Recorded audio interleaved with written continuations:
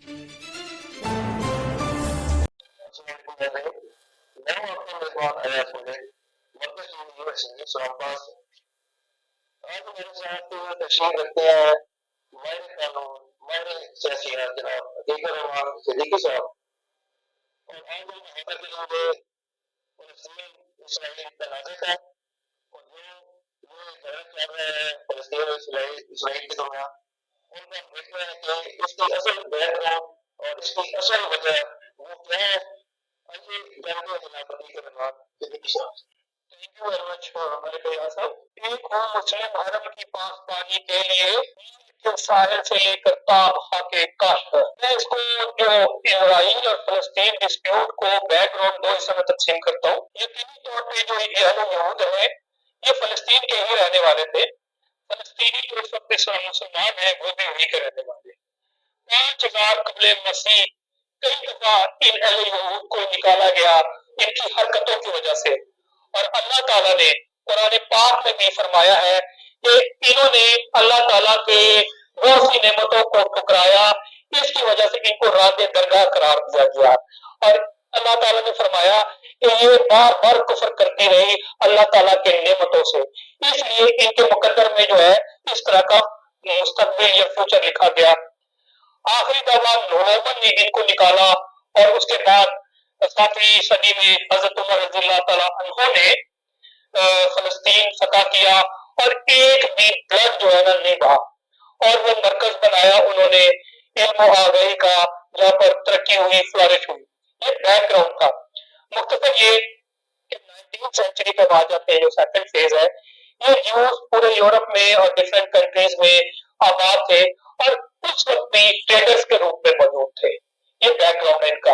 اب اس کو میں فرسٹ ورلڈ وار اور سیکنڈ ورلڈ وار کے تناظر میں دیکھوں تو جو یہ ورلڈ وار دونوں ہوئی تو ٹریڈرز کے طور پہ ان کے پاس پیسہ تھا اس وقت بھی، یعنی کہ جو آج کہتے ہیں کہ اہل یہود آج بھی جتنا بھی پیسے کی اکومولیشن ہے ان کے پاس ہے، اور امریکہ کو کنٹرول کرتے ہیں، ویسٹ کو اپنی تجارت اور ٹریڈ کے ذریعے کنٹرول کرتے ہیں، اور کیپٹلزم کا یہ تھوڑی سمجھنے کے ان کے سرخیل ہے۔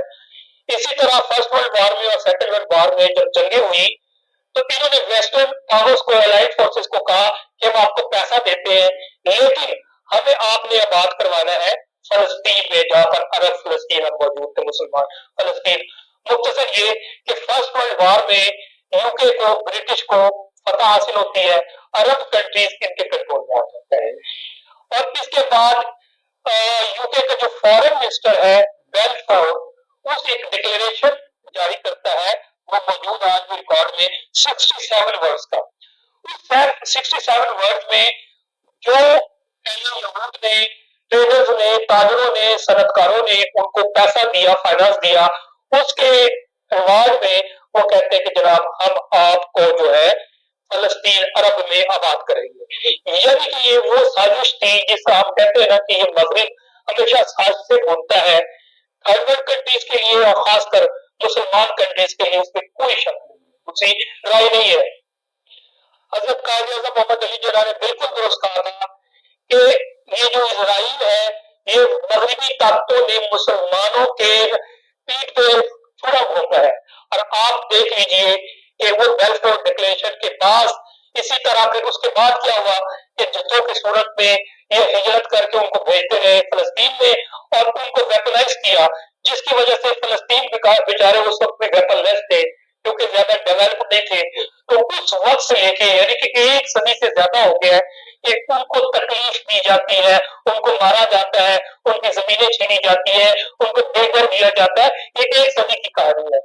اب اس کے بعد مختلف جدوں کی صورت میں آئے، ان کو بے گھر کیا گیا، انہیں نکالا جانا شروع ہو گیا، اور آخری جو ہے سیکنڈ ورلڈ وار کے بعد جب یونائٹڈ نیشن 1945 میں بنتی ہے، اور یہ طاقتور طبقہ جو آج بھی رول کرتا ہے تھرڈ ورلڈ کنٹریز کو ترقی نہیں ہونے دیتا، یونائٹڈ نیشن کی شکل میں سامنے آتا ہے۔ 1947 میں یونائٹڈ نیشن اپنے ایک ریزولوشن کے ذریعے، آپ اندازہ لگائیے کہ استعماریت کی شکل کیسی ہے، کہ یونائٹڈ نیشن کو بھی استعمال کیا جاتا ہے کہ اسرائیل کو تسلیم کیا جاتا ہے کہ اسٹیٹ بنائی جاتی ہے، اور کہا جاتا ہے کہ جناب یہ اسرائیل وہاں آباد ہوں گے یا پر فلسطین کے۔ یہ بیک گراؤنڈ ہے۔ اس کے بعد اس وقت قائم ہوتی ہے فوری طور پہ عرب کنٹری ریزسٹنس کرتی ہے، جس میں سیریا موجود ہے، جارڈن ہے، ایران ہے، عراق ہے جو جتنے بھی قریبی لیبنان ہے، یہ سارے ریزسٹنس کرتے ہیں، اور عرب لیگ ریزسٹنس کرتی ہے، اور ایک وقت آتا ہے کہ جناب ان کو شکست ہونے والی ہوتی ہے، تو اتنی چلاک یہ جو ویسٹرن پاورز ہیں 2 مہینے کے لیے جنگ بندی کرواتے ہیں اور دوبارہ سے پیش بندی کرتے ہیں جنگ بندی کی، اور دوبارہ اٹیک کرتے ہیں ایک ایکٹو ہو کے۔ مختصر یہ کہ اس وقت پھر 1948 میں یہ نہیں لڑ پاتے اور اسرائیلی اور ویسٹرن پاورز اوور کم کر جاتے ہیں فلسطین پہ، جس کو آپ پوری دنیا جو ہے جانتی ہے نقبہ ون کے نام سے۔ اس میں 7 لاکھ سے زیادہ فلسطین کو باہر نکالا جاتا ہے، یعنی کہ ہجرت کرنے پر مجبور کر دیا جاتا ہے، اور صرف غزہ کی گولان کی جو ویسٹرن پٹی ہے وہاں سے 25,000 فلسطین کو شہید کیا جاتا ہے۔ یہ پہلا آپ ہولوکاسٹ کو بھول جائیں گے کہ جتنا ظلم و ستم اسرائیل نے اور ویسٹرن پاور نے فلسطینیوں کے ساتھ کیا، یہ تھا پہلا۔ اس کے بعد جیسا آپ کو معلوم ہے 1967 کی جنگ ہوتی ہے، جہاں پر ایک یہودی نہیں تھے، وقت کے ساتھ 85% یہودی آباد ہو جاتے ہیں، اور یہ جو ہے جنگ چلتی رہی۔ آپ کو اگر پوری ہسٹری دیکھ لیں تو یہ ہر ڈیکیڈز میں کہیں نہ کہیں لڑائی، کبھی حزب اسلامی سے، کبھی حزب اللہ سے، کبھی حماس سے، تو یہ لڑائی جھگڑا چلتا رہا ہے، اور ہر لڑائی جھگڑے میں زیادہ تر نقصان فلسطین کو ہے، ہزاروں جانیں قربان ہوتی رہی ہیں۔ مختصر یہ کہ یہ ان کی وہ کہانی ہے، ان کا مقصد یہ ہے کہ فلسطین میں کوئی بھی فلسطینی مسلمان نہ رہے اور اسرائیل کسی طرح آکوپائی کر لے تمام ایریے میں۔ اس وقت اگر نقشہ دیکھا جائے تو صرف 10% جو ہے وہ فلسطین کا ایریا جس پہ غزہ کی پٹی ہے، ویسٹرن سائڈ پہ فلسطین کے، وہاں پر تقریباً 25 لاکھ مسلمان ہیں۔ اس میں اس وقت حماس ایک جگہ پہ رول کر رہی ہے، حزب اسلامی بھی رول کر رہی ہے، اس کے علاوہ حزب اللہ بھی ہے، اس میں مختلف فیکشن اس کو سپورٹ کرتے ہیں۔ اب مختصر کہ اس وقت حزب اللہ کے جو پرائم منسٹر ہیں اسماعیل ہانیہ صاحب، ان کی سرکردگی میں انہوں نے پلان کیا کہ اب یہ غزہ میں گھسنے کی کوشش کریں، مختلف آبادیاں جو غزہ کی پٹی میں یہودی قائم کر رہے تھے اسرائیل کی سرپرستی میں، اس کو کنٹرول کرنے کے لیے انہوں نے روکنے کے لیے ایک پلان کیا، اور پھر زمینی راستے سے، سمندری راستے سے، اور پھر ہوائی راستے سے ان اسرائیل کو روکنے کے لیے حملہ کیا، اور بڑا افیکٹو کیا، اور اس میں کوئی سول جانیں کم گئی ہے۔ انہوں نے مین ٹارگیٹ کیا تھا اسرائیلی فورسز کو، لیکن اس کے جواب میں جو رسپانس ویسٹرن سوسائٹی کا آیا، خاص کر اس وقت یونائٹیڈ اسٹیٹس کا آیا ہے، واضح طور پہ نظر آتا ہے کہ یہ ایک فالس فلیگ آپریشن بھی ہو سکتا ہے۔ کہ نیریٹو یہ ہے کہ ان کو ہونے بھی ہے، کیونکہ اسرائیل جو موساد ہے وہ ایک ایسی انٹیلیجنس ایجنسی ہے، اس کے علاوہ جو فائز دنیا میں مشہور ہے، جس میں امریکن ایجنسی بھی ہے، جس میں یونائٹیڈ کنگڈم کی MI ہے، تو اس طرح کی تمام ایجنسیوں نے یہ ہونے کیسے دیا؟ مختصر یہ کہ ان کو اپنے جال میں پھنسانے کی کوشش کی گئی، اور اب ایک نیریٹو بلڈ کر رہے ہیں کہ اب ہمیں جواب دینے کا حق ہے، جبکہ ایسا نہیں ہے۔ اس وقت بھی اسرائیلی کم ہلاک ہوئے، جبکہ اس وقت میری اطلاع کے مطابق تقریباً 3,000 فلسطین، آپ کو پتا ہے 2 روز قبل ہاسپٹل میں اٹیک کر کے 5 لاکھ جو لاحق جانے، معصوم جانے ہیں، انہوں نے جینوسائڈ کیا۔ بلکہ یہ وہ خود کہہ رہے ہیں کہ یہ نقبہ 2 ہے، یعنی کہ نقبہ 1 جو 1948 میں کیا، جس میں 7 لاکھ فلسطینیوں کو ہجرت کرنے مجبور ہوئے، پھر اس کے علاوہ 25 لاکھ فلسطینیوں کو شہید کیا، اب یہ نقبہ 2 کے کرنے کا پلان ہے، اور واضح طور پہ انہوں نے کہا ہے کہ اب ہم پورا حماس سے اس کو صاف کریں گے اور غزہ کو ہم صاف کریں گے۔ لیکن میں سمجھتا ہوں کہ انشاءاللہ ان کے ارادے ہاتھ میں ملیں گے، اور جتنے بھی صرف حماس نہیں، اب حزب اسلامی بھی سامنے آ گیا ہے، ایران بھی اپنی ایکٹیویٹیز سامنے نظر آ رہی ہے، سیریا نے بھی جو ہے اپنے مسئلے مضبوط کرنے شروع کر دیے۔ تو اتنا آسان جو ان کا ہے نا پلان جو زائنسٹ کا، وہ ہونے نہیں دیں گے، مسلمان بھی جان رہے ہیں، اور ایسے بھی میں سمجھتا ہوں ویسٹرن ورلڈ میں بھی ہے، NGOs ہے، سوشل ادارے ہیں، اس کے علاوہ یونائٹیڈ نیشن ہے، ویسٹرن کنٹریز میں نمبرس میں سمجھتا ہوں بہت سے یہودی ہیں جو اس کے خلاف آواز اٹھا رہے ہیں، کہ وہ زیادتی کر رہے ہیں۔ بلکہ آپ امریکہ میں جتنے بھی جلوس دیکھ لیں، ایک تو مسلمان کر ہی رہے ہیں، لیکن نمبر 1 ویسٹرن سوسائٹی کے جلوس کر رہے ہیں، وہ اسرائیل کے اگینسٹ کر رہے ہیں، اور بڑے بڑے جلوس میں سمجھتا ہوں زیادہ تر اسلامک کنٹری سے زیادہ یورپ میں بڑے بڑے جلوس ہو رہے ہیں ان فیور آف ان کی اٹراسٹیز چل رہی ہیں.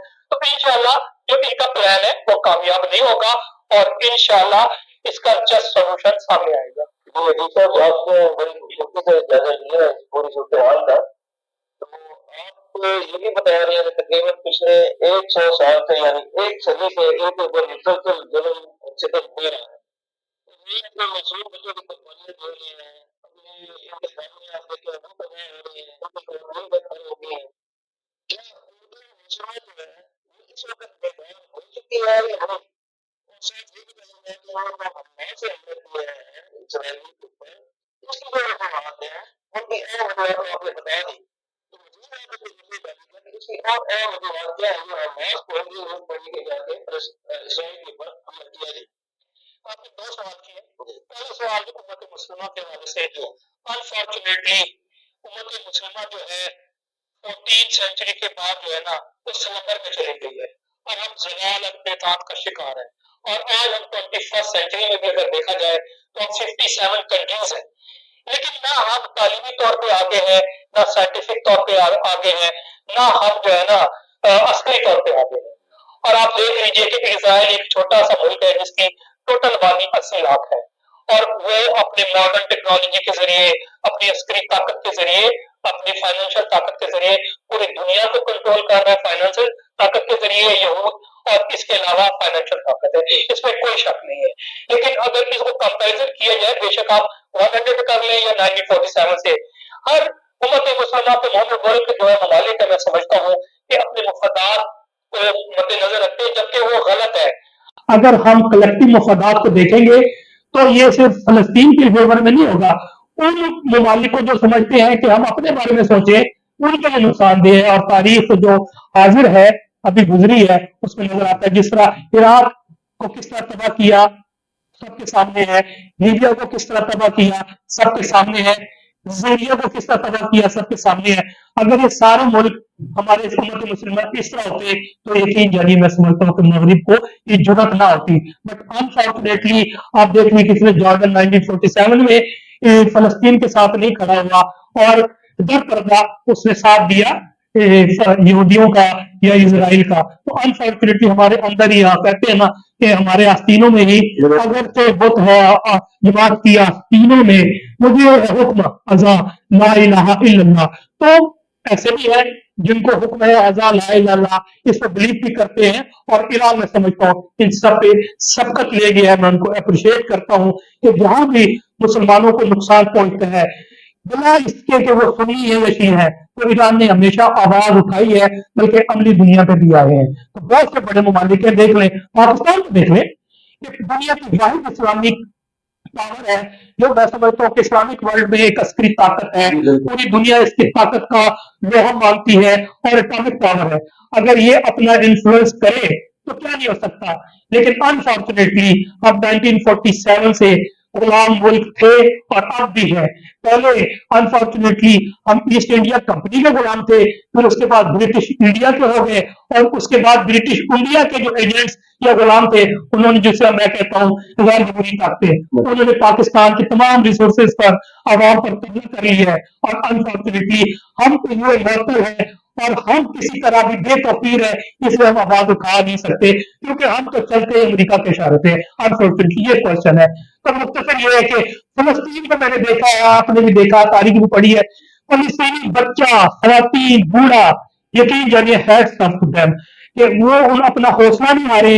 وہ 100 سال سے اپنے بل بوتے پہ جنگ لڑ رہے ہیں, چاہے وہ حزب اللہ ہے چاہے وہ حماس ہے, تو اپنی طاقت پہ لڑ رہے ہیں. دامے درنے سکھنے جو طاقتیں ان کو سپورٹ کرتی ہیں تو ان کے لیے اگر جنگ وہ اپنی لڑ رہے ہیں, شہادت بھی دیتے ہیں. آپ دیکھ لیجیے اتنے بہادر ہیں. کل میں ویڈیو دیکھ رہا تھا, ایک بچہ شہید ہو رہا تھا لیکن اس کا بچہ, اس کا بھائی چھوٹا بڑا بھائی اسے کہہ رہا تھا لا الہ الا اللہ محمد رسول اللہ پڑھو. تو یقین جانیے کہ یہ جو جذبہ ہے کبھی ختم نہیں ہوگا. قومیں آتی ہیں, قومیں ختم ہوتی ہیں, عروج و زوال کی جو کہانی ہے یہ ہم دیکھتے آئے ہیں. تو انشاءاللہ جو 2000 سال سے یہ کام لے کے بیٹھے تھے ہم وہاں پر جائیں گے تو ہم مسلمان بھی ہمت نہیں ہاریں گے, فلسطینی ہمت نہیں ہاریں گے. انشاءاللہ اسرائیل کا جو ہے نا بیڑا غرق ہوگا، اس کا زوال آئے گا، اور انشاءاللہ فلسطینی عرب ممالک اور مسلمانوں کا دوبارہ سے عروج ہوگا. ہمیں خواب دیکھتے رہنا چاہیے، اور انشاءاللہ ایک وقت آئے گا یہ اپنے حقوق لیں گے، اور دوبارہ سے جو ان کی زمین ہے یہاں پر یہ پوری طرح سے آباد ہو جائے گی. تو اور حماس کے حوالے سے بالخصوص جو مسجد اقصی ہے وہ تمام مسلمانوں کے لیے قبلہ اول ہے. ہماری تمام مسلم امت جو ہے حکمرانوں اگر ہم چھوڑ دیں تو ہماری جو مسلم امت ہے وہ بے چین ہے وہاں پہ آزادی کی جنگ لڑنے کے لیے اور فلسطین جانے کے لیے. تو کیا بغیر حکومتی اقدامات کے کیا یہ مسلم امت وہاں پہ ٹریول کر سکتی ہے، ان کو سپورٹ کر سکتی ہے، ان کے پاس جا سکتی ہے ان کی مدد کے لیے؟ کیا ہم ان کے ساتھ اس حد تک تعاون کر سکتے ہیں کہ ان کو آزاد کیا جائے اگر حکومت ہماری مدد نہ کرے تو؟ یہ میرا آپ سے سوال ہوگا. یہ جذباتی بات میں عرض کر دوں کہ ہم کوئی 14-15 سینچری میں نہیں ہے کہ جناب ہم گھوڑے نکالیں اور اونٹ نکالیں اور تلوار نکال کے تو پہنچ جائے اور جنگیں لڑیں. یہ 21 سینچری ہے، یہ ماڈرن وارفیئر کا دور ہے جس میں ماڈرن ٹیکنالوجی استعمال ہوتی ہے، جس میں ہیلی کاپٹرز ہیں، جس میں جناب جہاز ہے، فائٹر جیٹس ہیں، اس کے علاوہ ٹینکیں ہیں، توپیں ہیں، ڈرونز ہیں، ماڈرن ٹیکنالوجی ہے. تو میں نہیں سمجھتا کہ اس طرح سے سارے اگر کوئی تلوار لے کے جائیں گے تو جنگ جیت سکتے ہیں. تو ہم نے جو جنگ لڑنی ہے بحیثیت مسلمان بھی اور بحیثیت انسان بھی، ہم نے ڈپلومیٹک سطح پہ بھی جنگ لڑنی ہے. ہم نے ان کو ری انفورس کرنا ہے ہیومن رائٹس، یعنی کہ ان کو سوچتے جو بچے آج غزہ میں ان کو پانی نہیں مل رہا، ان کو خوراک نہیں مل رہی، وہاں تک پہنچائے، یونائٹیڈ نیشن میں آواز اٹھائے، آرگنائزیشن اسلامک کنٹری اپنا رول پلے کرے، عرب لیگ کرے، اور یقینی طور پہ جو حماس لڑ رہی ہے اس کے علاوہ حماس کے ساتھ حزب اللہ بھی کھڑے ہو، حزب اسلامی بھی کھڑی ہو، اور ان کے جو نیبر اسٹیٹس ہیں، سیریا ہے، جارڈن ہے، لیبنان ہے، ایران ہے، تو کنٹرول ہم ان کو ری انفورس کریں گے، ضرور کریں گے انشاءاللہ. تو مختصر یہ کہ ہم وار بھی لڑیں گے اور جو ہے ہم ڈپلومیٹک وار بھی لڑیں گے. انٹرنیشنلی جو نارمز آف جسٹس ہے اس کو حاصل کرنے کے لیے وہ طریقے اختیار کریں گے تو انشاءاللہ اسرائیل گھٹنے ٹیکنے پہ مجبور بھی ہوگا. یہ اتنی بڑی طاقت نہیں جتنا ہوا بنا دیا گیا ہے. تو انشاءاللہ where there is will there is way. تو انشاءاللہ will ہونا چاہیے تو ہم اس مسئلے کا حل کر سکتے ہیں اور ان کو سبڈیو کر سکتے ہیں. جی حدیث صاحب میں آپ کا بہت شکر گزار ہوں. آپ مرکز ٹی وی USA اسلام آباد تشریف لائے. میں آپ کو ریکویسٹ کروں گا کہ میں نے سولوشن بھی میرے ذہن میں ہے امیکیبل طریقے سے، کیونکہ ہم اسٹوڈنٹ آف لا بھی ہیں اور سیاسیات پہ بھی نظر رکھتے ہیں. تو میں یہ کرتا ہوں کہ اٹ از فیکٹ کہ اسرائیلی اب وہاں پر ہے اور فلسطینی تو موجود ہے، ان کی زمین ہے. تو میں سمجھتا ہوں کہ اس کا سولوشن یہ ہے کہ United Nation, Arab League, Organization of اسلامی سارے ایک امیکیبل طریقے سے اس میں بیٹھے. اور ڈسپیوٹ کیا ہے، اسرائیل کو 1947 میں تسلیم کر دیا گیا ہے، ٹھیک ہے. ہمارے حضرت قائد اعظم محمد علی جناح نے بھی کہا تھا کہ امیکیبل سیٹلمنٹ کے علاوہ کچھ بھی ہم نہیں لیں گے. تو مختصر یہ کہ وہ ان کی زمین ہے، وہاں پہ فلسطینیوں کو بھی بات کیا جائے، غزہ اور جو ویسٹرن پٹی ہے، مغربی پٹی ہے، وہ فلسطین کے حوالے کیا جائے، فلسطین کو آزاد اسٹیٹ دیا جائے، اور اسرائیل کو بھی وہاں پر جو آباد پہلے سے ہے وہاں پر رہے. اور جو جیروسلم ہے جو صرف مسلمانوں کا قبلہ اول نہیں ہے، میں واضح طور پہ کہہ دوں، میں امپارشلوں کی بات کروں گا، وہ ہے تو مسلمانی اسرائیل کے لیے یا جوز کے لیے بھی مقدس ہے. اس کے علاوہ کیونکہ حضرت عیسیٰ علیہ السلام کی بھی پیدائش وہاں ہوئی اور پھر مسلم بھی وہاں پر ہوئے، تو عیسائیوں کے لیے وہ مقدس جگہ ہے. تو میں سمجھتا ہوں جیروسلم جو ہے وہ ایک انڈیپینڈنٹ پلیس بنا دیا جائے اور محبت اور اخوت کا جو ہے نا وہ گہوارہ بن سکتا ہے کہ جیوز بھی جائے ہیکل سلیمانی میں اپنی عبادت کریں، بیت المقدس میں مسلمان فری جائے عبادات کرے، اور عیسائی بھی اپنے مقدس مقامات کی زیارت کریں. تو میں سمجھتا ہوں کہ ہم سارے انسان ہیں، ہم سب کا خون لال ہے، اور ہم سمجھتے ہیں کہ اب یہی ہے کہ امریکی طریقے تمام سمجھدار طبقہ، لبرل طبقہ پوری دنیا میں جو آباد ہے، چاہے وہ جیوز ہے، مسلم ہے، کسی بھی وہ مذہب سے یا کسی دیش سے بیٹھ کے اس کو امیکیبل سیٹلمنٹ کرے.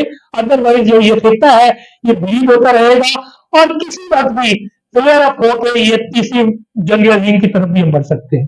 بہت مہربانی مانگتا ہے آپ کی تشریف آوری کا.